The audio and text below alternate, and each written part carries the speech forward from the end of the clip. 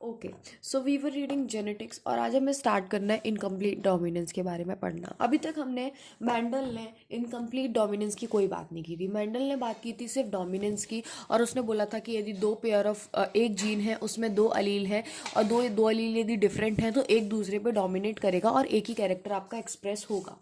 But पहली बार हम बात करेंगे इनकम्प्लीट डोमिनेंस के बारे में।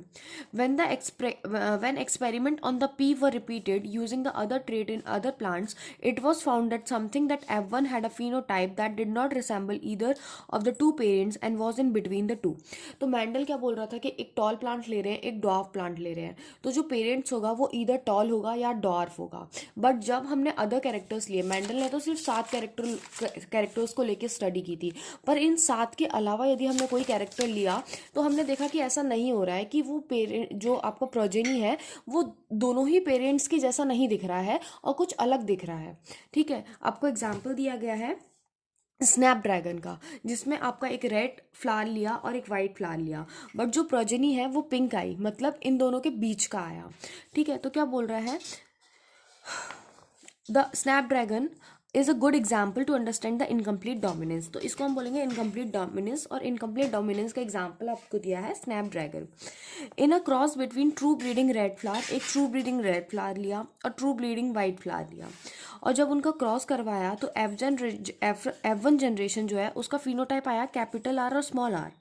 ठीक है, बट वो आपका कैपिटल आर और स्मॉल आर मैंडल के अकॉर्डिंग तो रेड होना चाहिए था, बट वो कैसा था, पिंक था।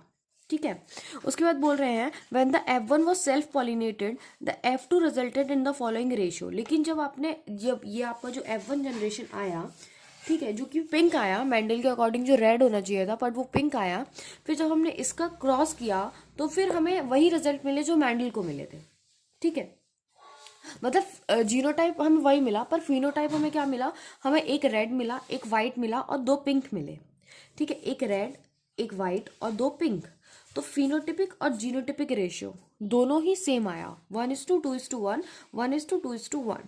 ठीक है, here the genotype were exactly as would expect in the Mendel monohydric cross but the phenotype ratio was changed। मैंने क्या बोला, जीनोटाइप आपका सेम था जो कि मैंडल का था, बट आपका फिनोटाइप चेंज हो गया। ठीक है, मैंडल के अकॉर्डिंग तो ये दोनों फ्लावर जो पिंक आए हैं वो भी रेड आने चाहिए थे, बट कैसे आए हैं, पिंक आए हैं। क्यों पिंक आए हैं, क्योंकि इनकम्प्लीट डोमिनेंस शो कर रहे हैं।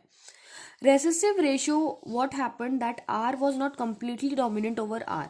इसमें क्या बोल रहा है, जो कैपिटल आर है उसने स्मॉल आर को कम्प्लीटली डोमिनेट नहीं किया। यदि वो कम्प्लीटली डोमिनेट कर लेता तो आपके फ्लावर का कलर रेड ही होता। सिंस फ्लावर का कलर पिंक था तो हम ऐसा मान रहे हैं कि जो कैपिटल आर था उसने स्मॉल आर को कम्प्लीटली डोमिनेट नहीं किया। ठीक है, and this made it possible to distinguish capital R and small R as pink from capital R red and small r white. Explanation of the concept of dominance. What exactly, अब देखो हम पढ़ेंगे कि exactly dominance होता क्या है। कुछ अलील dominant होते हैं, कुछ अलील रेसेसिव होते हैं, क्यों? To tackle these questions, we must understand what a gene does. Every gene, as you know by now, contain the information to express a particular trait. सबसे पहले हमें पता होना चाहिए कि जीन एक्चुअली करता क्या है। जीन क्या करता है, जीन के पास इंफॉर्मेशन होती है, वो पर्टिकुलर ट्रेट को, पर्टिकुलर कैरेक्टर को एक्सप्रेस करता है।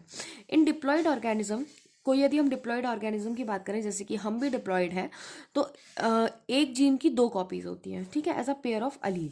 जैसे कि टॉल की बात करें तो capital T small T, 2 copies हो गई। ठीक है, उसके बाद बोल रहे हैं now these 2 allele need not to always be identical. जरूरी नहीं है कि ये आइडेंटिकल हो, पर ज़रूरी नहीं कि ये हमेशा अलग ही हो, आइडेंटिकल भी हो सकते हैं।